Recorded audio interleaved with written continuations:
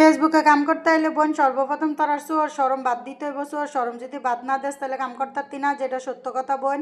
কত মানুষ কত কথাই কইব, কারণ আমি যেটা না পারি আরেকজনটা করতে দেখলে অবশ্যই আমার শোল জ্বলবো, শোল জ্বরার কথাই। কারণ আমার যে যোগ্যতা আছে আরেকজনের সেই যোগ্যতা নাই, তাই সব বাদ দিয়া মনোযোগ দিতে হইব ফেসবুকে। ফেসবুকে যদি আমি টাকা ইনকাম করার আমার মনের ভিতরে ইচ্ছা থাকে, তাহলে অবশ্যই আমি তা করে ভালো ভিডিও এবং ভালো কিছু উপহার দেওয়ার চেষ্টা করতে হইব।